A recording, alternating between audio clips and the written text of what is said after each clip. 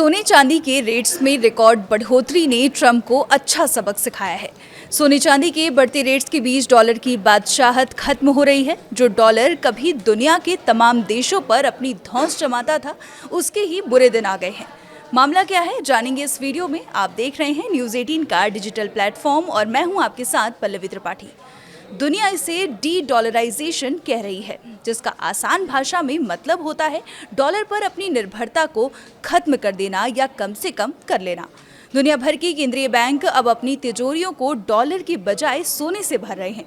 आंकड़ों पर गौर करें तो 1999 में वैश्विक विदेशी मुद्रा भंडार में अमेरिकी डॉलर की हिस्सेदारी 71% थी, जो 2024 तक घटकर महज 55.5% रह गई है। इससे अब ये सवाल उठने लगा है कि क्या डॉलर के अंत की शुरुआत हो गई है। अमेरिकी राष्ट्रपति डोनाल्ड ट्रंप की आक्रामक नीतियां, प्रतिबंधों का डर और व्यापार युद्ध ने अन्य देशों को यह सोचने पर मजबूर कर दिया है कि अपनी पूरी संपत्ति एक ही मुद्रा यानी डॉलर में रखना अब सुरक्षित नहीं है।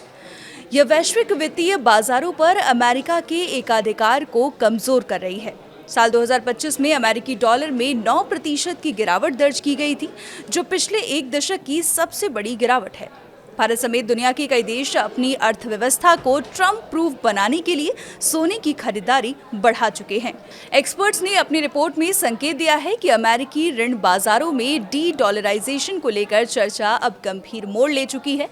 राष्ट्रपति ट्रंप ने पहले ही धमकी दी है कि यदि यूरोपीय देश अमेरिकी सरकारी बॉन्ड यानी ट्रेजरी बॉन्ड्स बेचना जारी रखते हैं तो वह कड़ी जवाबी कार्रवाई करेंगे। ये चिंता इसलिए बढ़ी है क्योंकि नवंबर 2025 तक अकेले यूरोपीय संघ के पास 10.4 ट्रिलियन डॉलर की अमेरिकी असेट्स थी।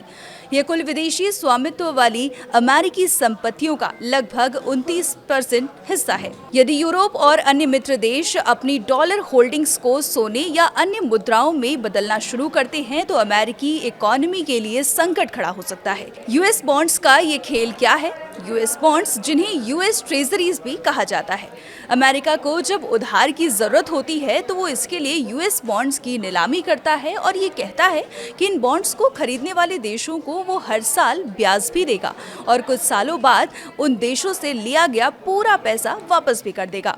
अब ये देश अमेरिका को उधार देने के लिए इसके यूएस बॉन्ड्स इसलिए खरीद लेते हैं क्योंकि अमेरिका की इकोनॉमी के सामने डूबने का खतरा नहीं है। लेकिन अब हो ये रहा है कि कई देशों ने यूएस बॉन्ड्स को बेचना शुरू कर दिया है और उससे वो सोना खरीद रहे हैं। क्योंकि दुनिया के अलग अलग सेंट्रल बैंक्स बड़ी मात्रा में सोना खरीद रहे हैं, इसलिए सोने के रेट्स इतने ज्यादा बढ़ रहे हैं।